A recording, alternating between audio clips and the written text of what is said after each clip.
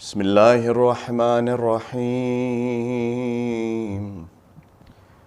صلى الله عليك يا سيدي ويا مولاي يا رسول الله وعلى أهل بيتك المعصومين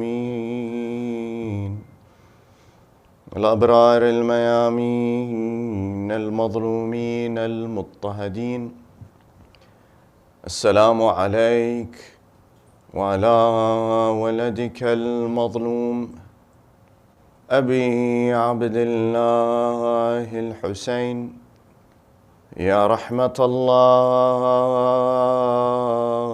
الواسعة ويا باب نجاة الأمة يا غريب يا مظلوم يا عطشان كربلاء ما خاب والله من تمسك بكم أمن من لجأ والتجأ إليكم يا ليتنا فيا ليتنا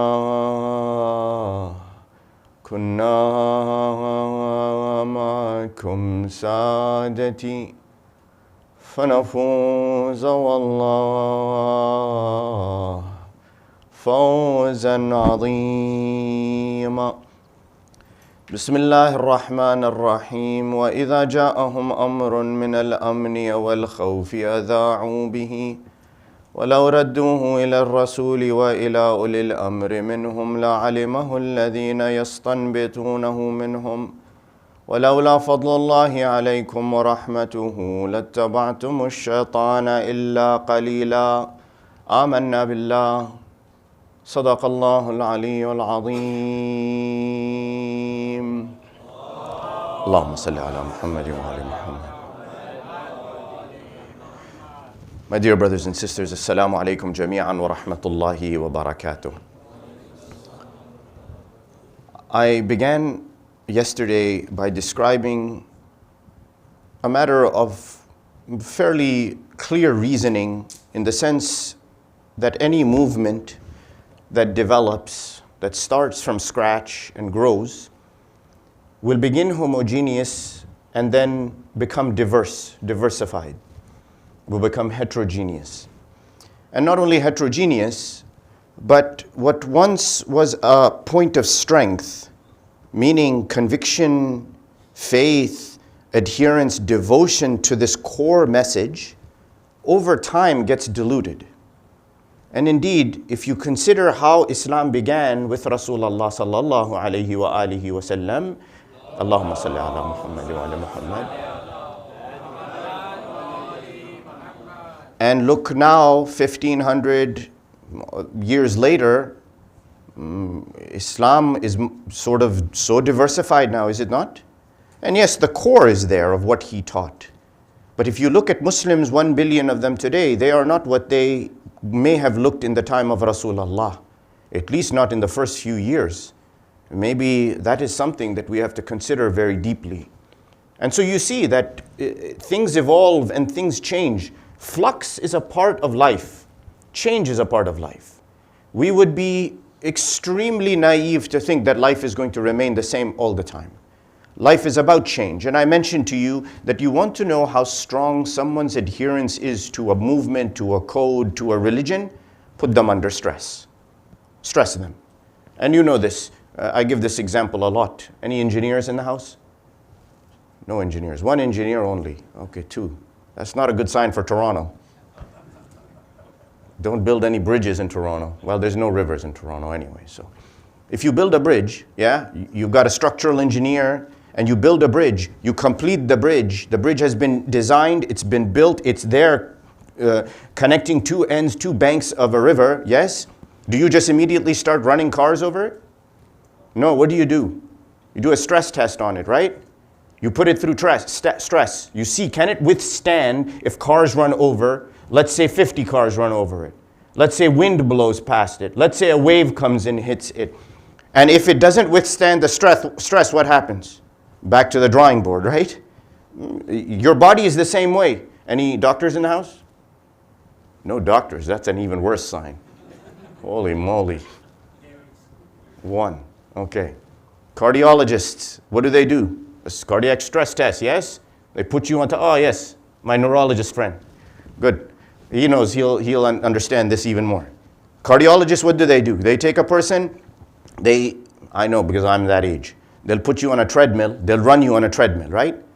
And they'll run you on the treadmill and immediately do an echocardiogram. They start mapping, they take images of the heart, and they stress the heart, they make you run, they get your heart pumping real hard. Why?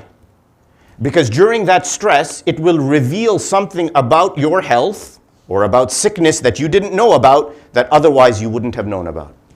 While you're healthy, sitting on your couch, drinking your chai and eating your mandazi, yeah? I grew up in Oman, so lots of khuja there. I grew up eating mandazi. Lots and lots of mandazi. So you've had your mandazi. My mother, Allah yarhamah, she used to put butter on it, okay? So not only do you have butter in the mandazi, but on top of the mandazi. So you're sitting on your couch eating your mandazi, drinking your chai. Can you tell about the sickness in your heart? No, you won't be able to tell it's there. Only when you get stressed, your body is stressed, it will reveal the sickness that is underneath. You don't think your iman is the same way? Your faith is exactly the same. It functions the same way. It's just we don't want to consciously stress our iman to determine how strong is it or how weak actually is it. Yes?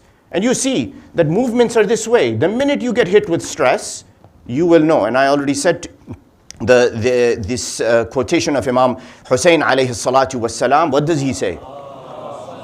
Allahumma salli ala Muhammad wa ala. An-nasu abid ad-dunya. وَالدِّينُ لَعِقٌ عَلَى أَلْسِنَتِهِمْ. People are the slaves of this world. And religion is like the spit in their mouth. يَدُورُونَهُ حَيْثُمَا دَارَ مَعَائِشَهُمْ. Whichever direction their life goes, they move the religion in that direction. فَإِذَا مُحِّصُوا بِالْبَلَاءِ قَلَّ الدَّيَّانُونَ. The minute they got tested, the true people of religion became very few in number. You see how stress is. So this is life. You see the movements come, they wither away. How many, even in the United States, protests were for many different things over the last 5 to 10 years. How long did they last? And they were laudable, good protests, things for good things, equality and civil rights, etc., all these things, but they don't last. Because it's very hard to maintain these things. So you see the legacy of Ahl al-Bayt, alayhim as-salatu was-salam, that our A'imma al-Athhar, they didn't go out after Imam Hussein to engage in battle. They said, preserve, preserve, preserve. Become a storehouse and a fortress that doesn't change. Why? Because power will come and power will go. Power will come and power will go. As long as you remain where you are, firm, strong on what you believe, power will come, power will go. You will stay where you are. This is, look at the legacy, the very conscious strategy of A'imma al-Athhar. That's why the Hawza al-Ilmiya, that's why the Marja'iyya is such a powerful institution for us. Over how many years has there been an assault on the Marja'iyya? I'm not talking about physical assault, people attacking. I'm talking about philosophical, I'm talking about academic, I'm talking about people accusing the Shia of being backwards and uncivilized and what is there a need for a marja and this and that. The Marja'iyya keeps on its course, remains protected and holds on to the sciences of the Ahl al-Bayt alayhim as-salatu was-salam. Why? Because in there is true power. In there is what we need. Because the more insan spreads, the more insan grows, the more you will see shifts in these things. Constantly it will happen. And the Quran points to this to some degree. The Quran, it says, كَانَ النَّاسُ أُمَّةً وَاحِدًا. Allah says, insan, humanity, they were one ummah. They were one ummah. So what did Allah do? فَبَعَثَ اللَّهُ النَّبِيِّينَ مُبَشِّرِينَ وَمُنذِرِينَ. The Quran is saying, Allah sent the Anbiya, the prophets, they came both as bringers of good news, positive news, and warners that punishment comes if you transgress Allah's limit. And Allah, He sent down the book to them, the law, And that law was sent why? لِيَحْكُمَ بَيْنَ النَّاسِ فِي مَا اخْتَلَفُوا فِيهِ. The law was sent, these prophets were sent why? Because humanity, which once was one ummah, the ayah is saying humanity was one ummah, suddenly what started happening? People started to disagree. Now think about it. Maybe this is a foreshadowing, at least in my mind, that I'll quiz you. Name one time in humanity when 1/4, 25% of the human population was killed, destroyed. Name one time. I think someone mouthed it. Easy, very easy. Not the plague. Habil and Qabil, ahsant. When there are 4 people, Adam alayhi salam, Hawa alayhi salam, Habil and Qabil, Qabil does what? He kills Habil and he's done what? Killed off 1/4 of the population. At that time, if there is that much trouble and that much fasad and that much difficulty, imagine now if insan grows and communities grow and get more and more. At that time, resources were unlimited. People had access to all the land and the water and the trees and the property. But now you have 1 billion Muslims, 7 billion people in the world, God knows, right? So imagine now what can happen. So the ayah says, insan was one ummah, humanity was one community. Allah sent the prophets, He sent the message, the law. Why? Because people started to disagree. And now it says, who are these people? وَمَا اخْتَلَفَ فِيهِ إِلَّا الَّذِينَ أُوتُوهُ مِنْ بَعْدِ مَا جَاءَتْهُمُ الْبَيِّنَاتِ بَغْيًا بَيْنَهُم. The ayah is very clear. It says, who were these people who were disagreeing? Who were they? It says, these are the same people who had been given the clear signs of Allah. Allah gave them the clear signs. They knew the clear signs. They accepted Allah's clear signs. But what did they decide after that? They decided to make differences. Why? بَغْيًا بَيْنَهُمْ. بَغْيًا بَيْنَهُمْ. Baghi means what? They rebelled. They decided, we don't want to accept. We've taken the sign, we've taken the religion, the code of Allah, we've accepted it, but we want to rebel. For whatever reason. Now, why do people rebel? Why do people decide that they want to rebel? Well, there's a perception of success. I told you that the movement succeeds, so you want to be a part of that successful movement that is growing. Number 2, there are resources. The Muslim nation acquires land, it acquires spoils of war, it acquires mineral rights, trees, waterways. You want a piece of that? Do you not? You want to have ownership in those things that this growing nation is now taking. So greed for resources is going to cause somebody to say, no, I'm going to do my own thing. I'm going to exert my own will so I can get what I feel I deserve or I want or my greed is driving me to acquire and consume. What is the other thing, my dears? Power. Power.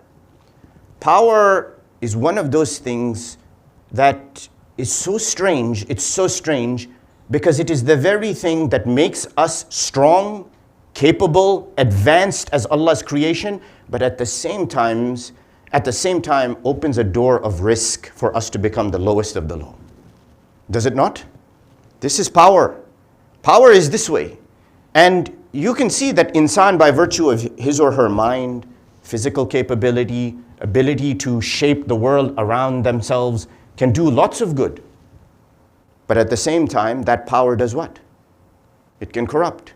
And so how do you define power? Yes? So let me focus on this part just briefly. And it's Monday night. I know everyone worked today, so working tomorrow, we'll keep it simple.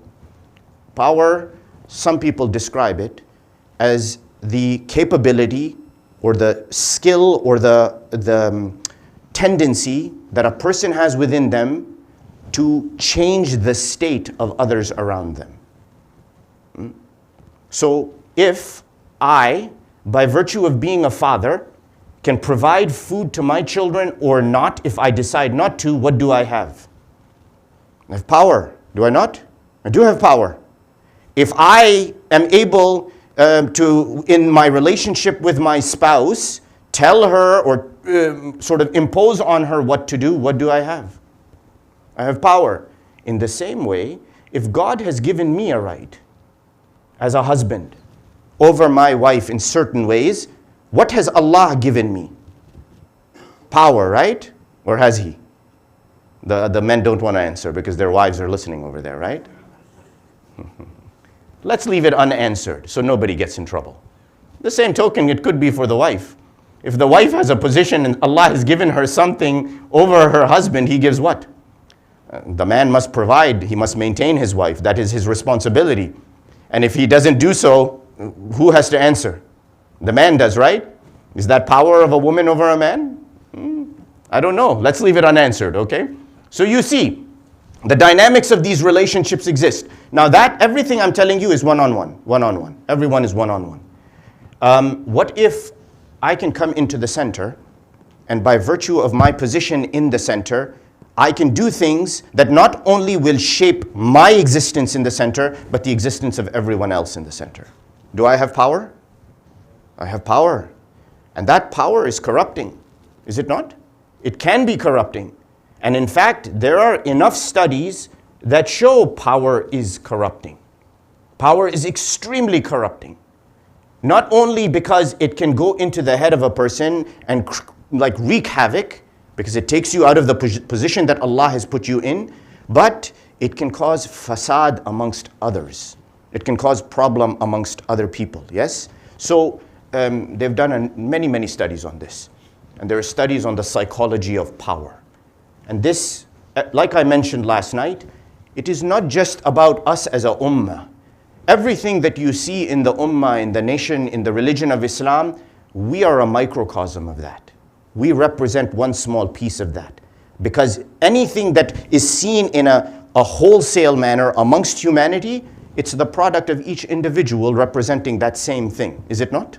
It is the same thing. A community that has fasad in it, fasad is not from one hand. It's not from one human being.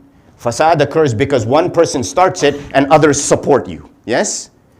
That's how it is. Just look at the years after the demise of Rasulullah sallallahu alayhi wa alihi wa sallam. Yes? Allahumma salli ala Muhammadin wa ali Muhammad. That one person is not enough to cause fasad in the lives of everybody. They can't take decisions. But if they don't have support, then who can do it? Nobody can do it without support, without backing, without someone coming and lending a hand to say, we will support you in this negative campaign. That's why each human being's action is important, and the effect of power on an insan must be understood. Individually, communally, socially, we all have to understand this. It is extremely important. So people, they do studies. I don't know how many of you have heard of the Milgram studies. I've talked about these a few years ago. The Milgram studies were very controversial, okay? Don't try this at home. What they did was they brought some people into a psychology department, took them down into the basement. In the basement, they had one room that was designed like almost like a prison, where people had been brought in for questioning. And questions were being asked of these people. They're all participants. It's a study. It's not real.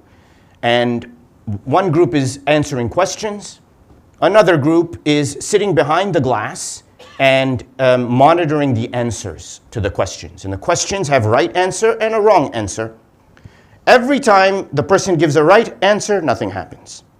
But every time a wrong answer happens, yes, the people are fastened with a probe almost, an electrode, and the person behind the glass who's monitoring the answers that are being provided, every time a wrong answer goes, they press a button and they electrocute the person giving the wrong answer. Okay? Ethically, lots of problems with that. Today, never that you would be able to do that.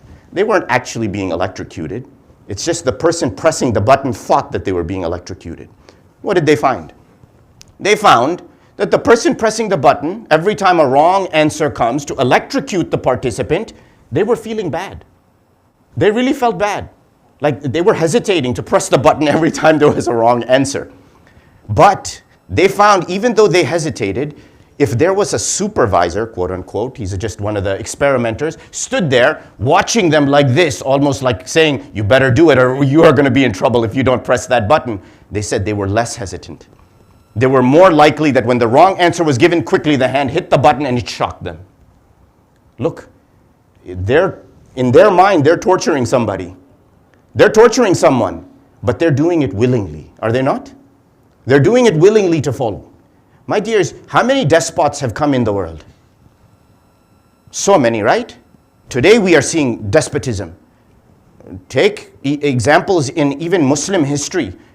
Despots who have killed and maimed and butchered people. They don't have followers? They have followers. They have people who follow them, who support them. And you will say, in what mind are you following such a despotic, evil, bloodthirsty human being? This makes no sense whatsoever. Power has that sort of corrupting tendency. It corrupts everything around.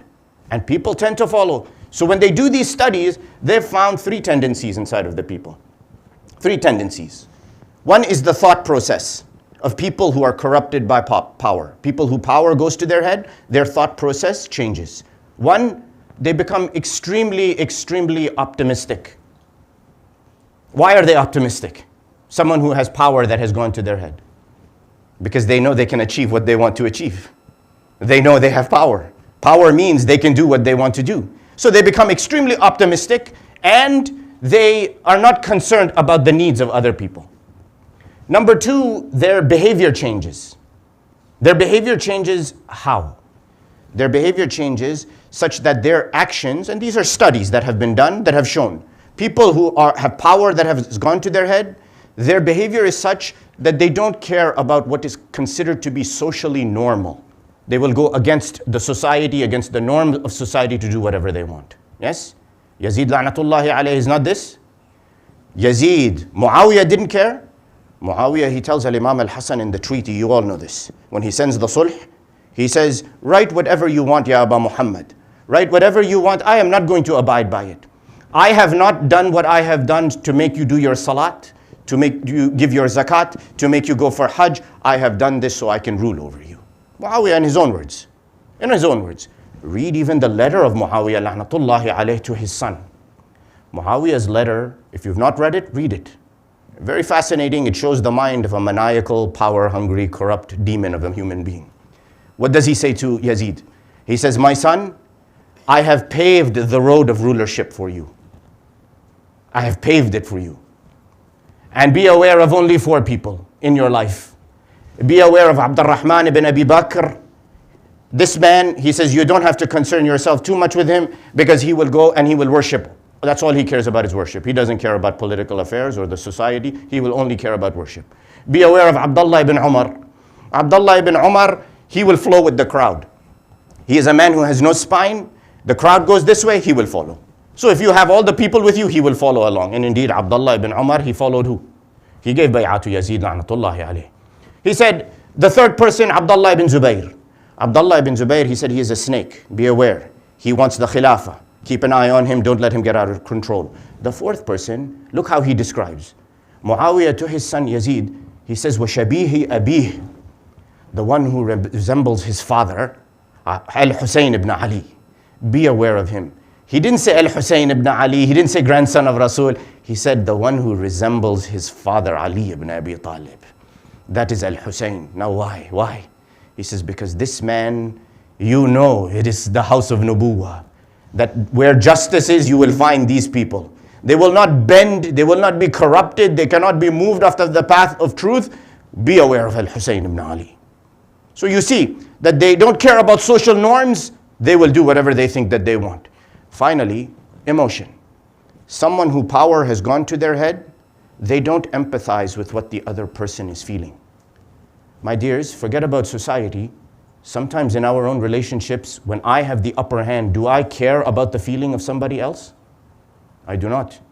Me as a husband, I cannot relate to my wife as a woman. I have gotten what I wanted, I have the upper hand, so do I care about her? I do not care about her. I don't care about what she feels or what she senses or what she's going through in her life or what she's experiencing in her life, and that is not acceptable. Why? Because my mind is being shaped by power, by the position of power that I believe Allah subhanahu wa ta'ala has given to me. Yet that is not what Allah teaches. Allah does not teach that. Allah teaches a different philosophy. Just take the most powerful.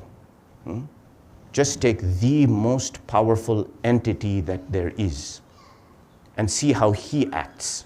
See what he does. And if I tell you, don't believe me. But if the Quran is telling you, then we should heed, should we not? What does the ayah say? We want power, we want control, we want influence, we want to shape the state of others. Who shapes the state and has greatest power, all power, other than Allah? Nobody, right? We are all in agreement. Now what does Allah say in the Holy Quran? He says, وَإِذْ يُؤَاخِذُ اللَّهَ النَّاسَ بِظُلْمِهِمْ مَا تَرَكَ عَلَيْهَا مِنْ دَابَّةٍ. He says, if Allah were to call you to account for your dhulm, for your injustices, meaning He would have punished you right there and then, He would not have left on the face of this earth even one creature. Imagine. Look what He's telling. He says, I have all power. I am the king. I am the Malik. I am the Lord. I say kun fayakun. If you made one little sin, and imagine this, we all commit sins. Wal-ayadhu billah, may Allah save us from the shaitan. We all commit sins. If Allah were to punish us immediately for the sin that we committed, like the electric shock, no? You think we would commit sins? We would be dead in the ground already. Allah would have wiped us out from the ground. And we are mu'mineen, I am not saying no, but we are all sinful. We all sin. Maybe even just in the way we think. But if God were to punish us for the consequences of those sins, would we be left? We would not be left on this earth. Allah would have wiped us out. So when Rasulullah sallallahu alayhi wa alihi wa sallam, Allahumma salli ala Muhammad wa ala Muhammad. It's reported, what does he say? He says, تَخَلَّقُوا بِأَخْلَاقِ اللَّهِ. He says, embody, bring within yourself the akhlaq of Allah. So what does that mean? That means that if Allah is Rahman ar-Rahim, you should be Rahman ar-Rahim. If Allah is Al-Ghafur, you should be what? Ghafur. If Allah is As-Sabur, you should have what? Sabr. If Allah is benevolent, if He is just, if He has all these qualities, what is Rasulullah telling us? He says, follow what your Lord, your Lord has done greater good for you than anybody else. Yes, all good in our lives is from Allah. What does Allah say? وَأَحْسِنْ كَمَا أَحْسَنَ اللَّهُ إِلَيْكَ. Do good just like Allah did good upon you. So if Allah is being good to you, He's not wiping you off the face of the earth because of your dhulm, what action should you have? Especially with power. Especially if Allah has chosen that you have a position of power, whatever that power may be, in your own house, with your children, with your spouse, what should you do? Allah has given you the upper hand. Act with benevolence. Show how it is that you have to act. And that is not easy, because we have to figure out how you decide between meting out punishment and being benevolent. A parent does this every day. Yes? They have a child that is insolent, and a child comes, they don't listen, and the parent, the first response is to do what? To punish. The child has done something bad. Your first response is, I have to punish them. They violated the code. They violated the rules that I had set down. So I should do what? Punishment. Punish them, right? The young boys and the young girls sitting here, they said, don't call this guy anymore. You can write it in the feedback form, inshallah, that he's telling our parents to punish us. Maybe punishment is necessary. We all need punishment though. Sometimes the parents need more punishment than the children. No? Sometimes we forget that because I have power, I'm above punishment. No, my dears. There's a God above our head. There is a great Lord above our head, who, if our children need punishment, maybe the question should be asked, why wasn't I punished to teach that child properly? Maybe I'm the deficient one. No? You see, power is there, but with that power, accountability. So how do you know? How do you know whether I should punish or whether I should be forgiving and clement and show clemency and benevolence to this person? Whether it's my child or anybody else. My dears, very simple code I will give you. If the sin or the mistake is committed due to ignorance, due to frivolity, due to the fact that person is not paying attention, then tell me, does it behoove us to punish them? It doesn't necessarily behoove us, because Allah ignores our ignorance. Allah says, you forgot, but I will give you a long rope. Go, I will give you a long rope. Come back to me. So same thing we are trying to implement in our lives. But if the transgression is such that it is causing damage or danger to that individual, then what do you do? Then what do you do? Then as a parent, you have a responsibility. You say, look, you're damaging yourself, you're harming yourself. I cannot allow this to happen. There has to be a consequence. Allah does the same thing. In Islam, the laws of Islam are what? The laws of Islam apply directly to the individual. They apply not only to the individual. You break your vow, you have to do kafara. Yes? You have to pay that penalty. You have to pay a kafara for other things that you have done. There are other things, but this example was given, reported from Rasulullah, that a man said, Ya Rasulullah, if I'm sitting on a boat and we're traveling along, and the person had asked that, Ya Rasulullah, what does it matter if I'm the one doing something bad? I'm doing something bad. Why does it matter whether I'm doing that bad thing or not in society? It doesn't make a big difference. Rasulullah, he says, you're traveling in a boat. If you're on that boat, you're sitting on your chair, right? You're not sitting on somebody else's chair. But next to you, on another chair, is somebody else. And next to them is somebody else. And in front of them is someone else. And the whole boat, all the chairs are filled with people. You go sitting on your chair, and beneath your chair, you poke a hole in the boat.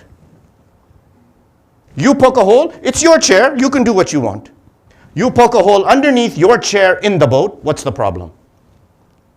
The man, he says, Ya Rasulullah, we'll all sink. Everybody's going to sink, no?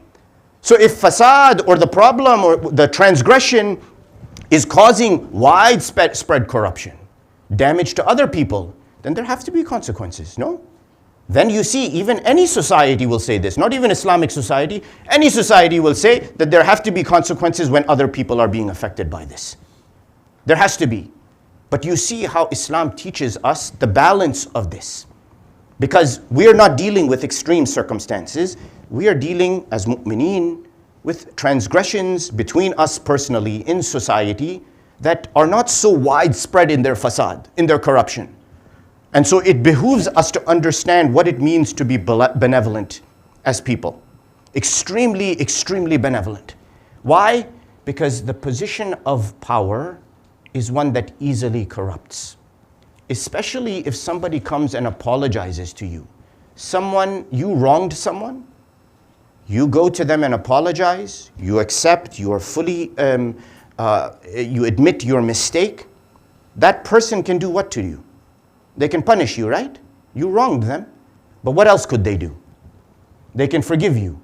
And if they forgive you, what is their position with respect to you? It's a position of power, right? It's a higher position. Why? Because you just lowered yourself in front of them and said sorry. So what can you do? You go lower yourself, you say sorry. They now have an upper position on you. They can either hold you to task and take you to task and say, you're going to get punished. And I'm going to take it all out on you now. Or what can they do? They can forgive. They can let go.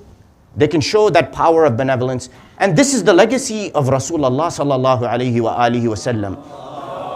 Allahumma salli ala Muhammad. Look at how they behaved. Just look at how they behaved. Our Rasul sallallahu alayhi wa alihi, you all know that in the years after he had moved to Medina, how intelligent he was, our beloved Prophet. How he shaped the minds and the hearts of people and brought them into the fold of Islam. In those years, there was an embargo by Quraysh. After Muslims had moved to Medina, Quraysh were embargoing. They had blocked the road. They were not allowing trade with the Muslims. Muslims could not send their caravans. So they say after one of the battles, Rasulullah and the Muslims had captured some men of the kuffar. One of those men, his name was Thumama ibn Uthal. Thumama ibn Uthal. He was from Yamama, from a place called Yamama, nearby there. Thumama, he was a kafir, tribal leader. He had been caught by the Muslims. Now what can Rasul do? Hold them as prisoner, ransom them, whatever it is that in war you do. Rasulullah sat him down and taught him about Islam. Treated him with grace and honor and dignity. What happened to Thumama? He became a Muslim. Not only did he become a Muslim, once he became a Muslim, him and his men, Rasulullah released him because now he has become a Muslim. He went to Mecca. He left Medina after being released. He went to Mecca. He came into Mecca. The kuffar of Quraysh, Abu Sufyan, he saw him. He He said, oh, Thumama, you've been released. Great, did you escape? He says, no, Muhammad released me. He said, why did he release you? He says, because I have become a Muslim. I have accepted his message. Abu Sufyan is taken aback. Thumama ibn Uthal, he says, Abu Sufyan, no, that from now on, the grain that I was bringing from Yamama, from my tribe, Thumama, he had grain, and he would bring grain to the Qurayshi tribes of Mecca. He'll bring grain to them and other things. He says, from this day forward, you will not receive our grain. We will not give it to you. Abu Sufyan, he says, why? Thumama, he says to him, because of your embargo, until you open up the lanes of trade for the Muslims and allow them to come through, I will not give you my grain. Abu Sufyan resisted for some time until it became so difficult without the grain being supplied by Thumama ibn Uthal. Eventually, what did he have to do? He brought the blockade down. See the wisdom of Rasulullah sallallahu alayhi wa alihi wa sallam. Allahumma salli ala Muhammad wa ala Muhammad. How he dealt with people. How he dealt with people.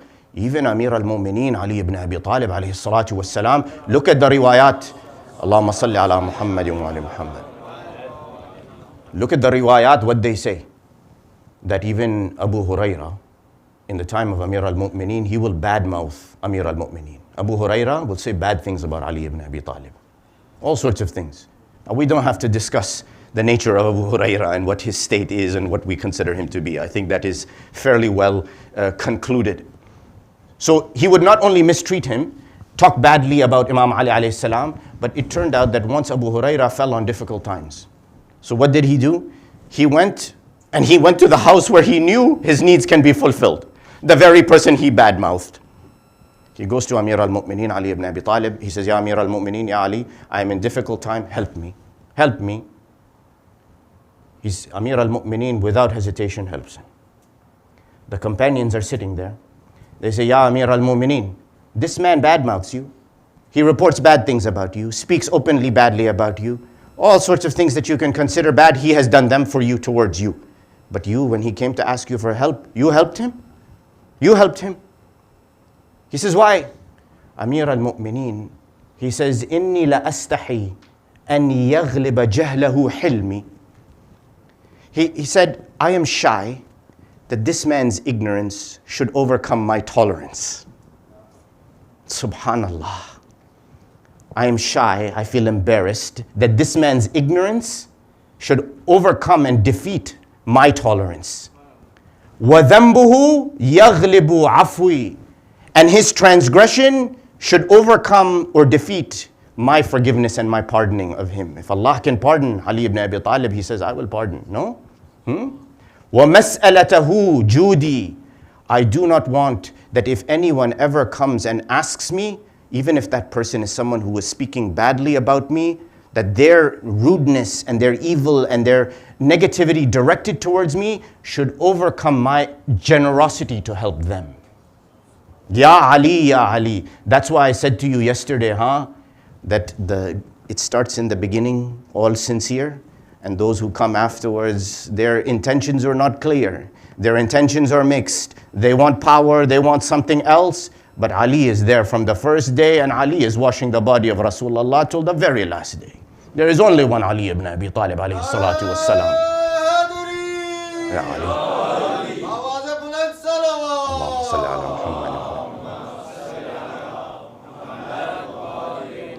When justice is needed, justice is also done, my dears.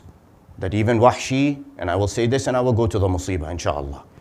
Wahshi, you all know, in the battle of Uhud, when Wahshi comes, he eyes Hamza ibn Abdul Muttalib. He strikes him, Hamza falls. Wahshi violates every code of the battlefield, desecrates the body, cuts off the ear, the organs, whatever it is. You all know this, you all know this. What happened to Wahshi? The history describes he became a Muslim. He became a Muslim. He became a Muslim, and one day he came in front of Rasulullah sallallahu alayhi wa alihi wasallam. And what does the history say? It says he came in front of Rasulullah, he says, Ya Rasulullah, I have become a Muslim. And there's not much else he can say at this point, based on what the crime he has committed. What did Rasulullah say? He says, that is fine, Allah is going to judge you. but do not come in front of my face again. Do not come in front of my face again. Look, when Rasul had to be stern, he was stern. Because you do not want fasad to come. And what does the history say? That probably Wahshi actually wasn't a true Muslim. That based on his actions later on, he was faking it essentially just so that he wouldn't be killed or wouldn't be persecuted. He took the religion. But Rasul, when he wanted to be firm and strong, he was firm and strong. My dears, Imam Hussein is the same way. No. Imam al-Hussein alayhi salatu was salam, look at his behavior leading up to Karbala. When he comes to Bayda, to Sharaf, and they see Hur ibn Yazid al-Riyahi. Hur ibn Yazid al-Riyahi, he comes forward. You know this. They're thirsty. They're dying. They're so dehydrated. Imam Hussein, he says, give them water. Give them all water. Give their horses water. The Rawi, he says, there was one man. His name was Ali ibn Ta'an al-Muharibi. He was in the regiment of Hur. He comes forward. He's so dehydrated, he's about to collapse. He's about to perish. Imam Hussein comes to him, and in the Hijazi Lahja, he says to him, come forward, lean your head forward to me. The man is from Sham. He doesn't understand the slang, the accent. So Imam Hussein in the Fusha, in the formal Arabic, he says the same thing to him. He says, come forward, lean your head forward. The man hears, he comes forward, he leans his head forward. The Rawi, he says, Imam Hussein, he takes the water skin with the water, he holds the head of this man and feeds him water. This is Abi Abdullah al-Hussein. This is the power of benevolence, my dear. That how our Imam, that lip of Al-Imam al-Hussein is thirsty, huh? That lip of al-Hussein has not drank water. Those lips of Ali and al-Asghar have not touched water. And they say, the Rawi, he says, that even all the children who were suffering with thirst, nobody would come and give them water. You know now who they were up against. My dears, the Rawi, he describes that Al-Imam al-Hussein, after the companions had gone to the battlefield and been martyred, Al-Imam al-Hussein is on his horse, on Dhul Janah, and he is going towards the battlefield of Karbala. As he rides forward, the Rawi, he says that Imam Hussein hears a voice coming from behind saying, Qifli ya Aba, Qifli ya Aba. Wait for me, my father. Imam Hussein, he turns, he sees Sukaina running towards him in the ground of Karbala. وهي تقع على أرض الصحراء تارة وتقوم وتركض أخرى. She falls and she gets up, and she falls and she gets up. She's racing to her father. She comes to the horse. She looks up at her father. Her father looks down. He says, Ya Sukaina, Ya Bunayya, Mada turidin? He says, what do you want, my daughter? She says, Ya Aba, inzil min ala dhahri farasik, min ala dhahri jawadik. Get down from your horse. Imam Hussein gets down. He says, Al-an ya bunayya mada turidin? What do you want, my daughter? She says, Ya Aba, ijlis ala al-ard. Sit down on the ground. Al-Imam al-Hussein sits down on the ground. As soon as he sits down on the ground, the Rawi says, Jalasat al-bunayya fi hijr abiha. She goes and she sits on the lap of her father. He now looks at her, and in her ear, he says, Ya bunayya, Ya Sukaina, Mada turidin? Al-an, Mada turidin? What do you want? I have gotten down from my horse. I sat down on the ground. What is it you want now, my daughter?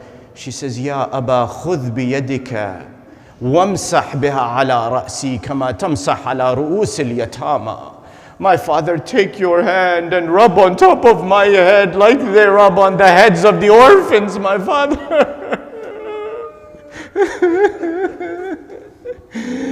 My dears, the Rawi, he says, Hamid ibn Muslim, that when the tents were burning, رأيت بنية تركض في الصحراء ثوبها محروق. I saw a little girl running in the desert, her clothes were burning.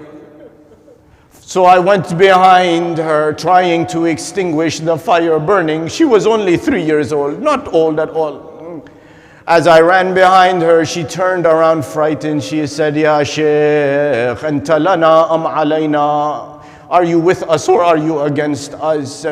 Hamid ibn Muslim, he says, Ana la lakum wa la alaykum ya bunayya, walakin idha indik haja aqdiha.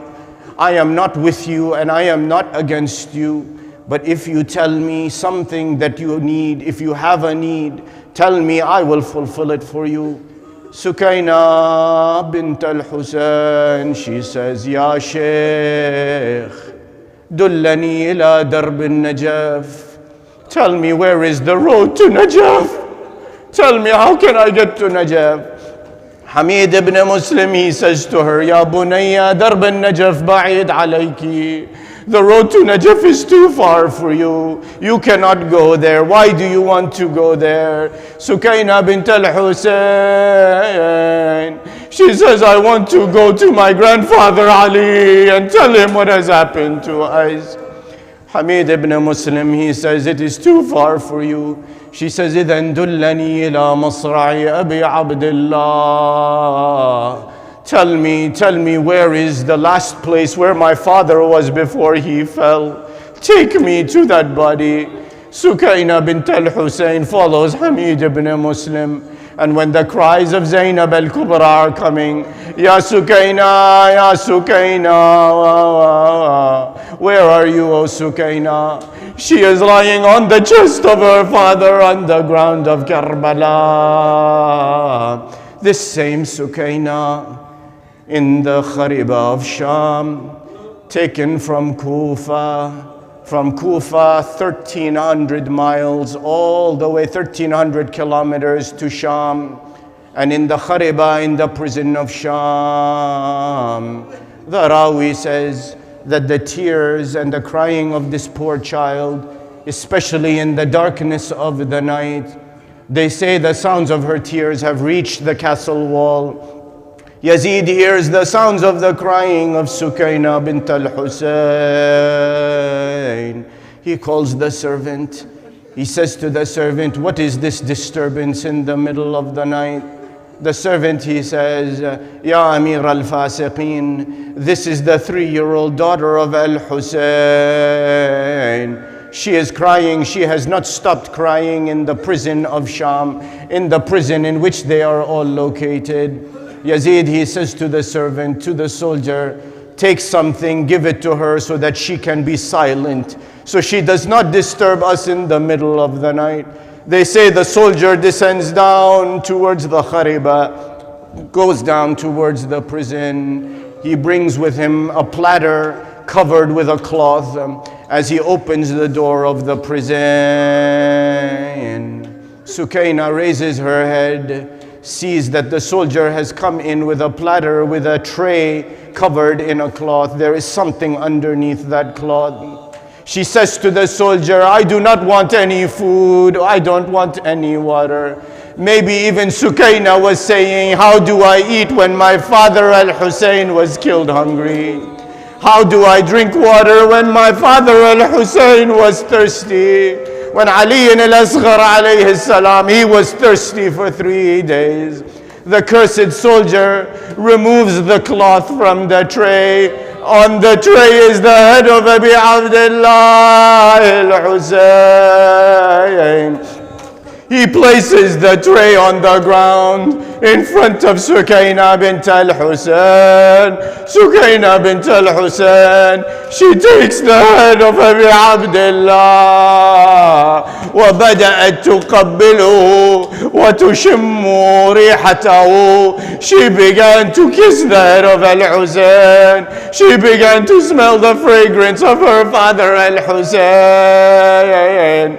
She says, Ya Aba, man fa'ala bika hada? My father, who has done this to you?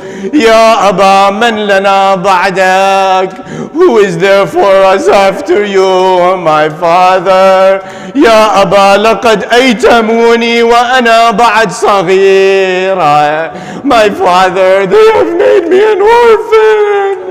They have made me an orphan and I am still so young. My father. father, ما لقينا بعدك إلا ضرب الصياد. My father, after you, all we found was the strike of the whips on our back. They stole the earrings from our وفاضت روحها. The soul left the body. The breathing stopped in the body of Sukaina. With what news are they supposed to go back to Medina? With what news are they supposed to stand in front of Rasulullah?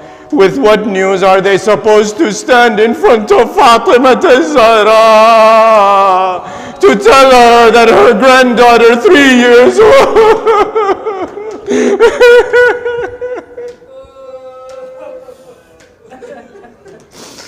وسيعلم الذين ظلموا آل محمد أي منقلب ينقلبون والعاقبة للمتقين. إنا لله وإنا إليه راجعون. باسمك العظيم الأعظم الأعز الأجل الأكرم يا الله. اللهم إنا نسألك بحق محمد وأنت المحمود، وبحق علي وأنت العلي الأعلى، وبحق فاطمة وبحق فاطمة وبحق فاطمة وأنت فاطر السماوات والأرض، وبحق الحسن وأنت المحسن، وبحق الحسين الشهيد وأنت قديم الإحسان، وبحق 9 المعصومين من ولد الحسين، فرج عنا يا الله فرجا عاجلا قريبا كلمح البصر وهو أقرب من ذلك، وافرغ علينا صبرا وتوفنا مسلمين.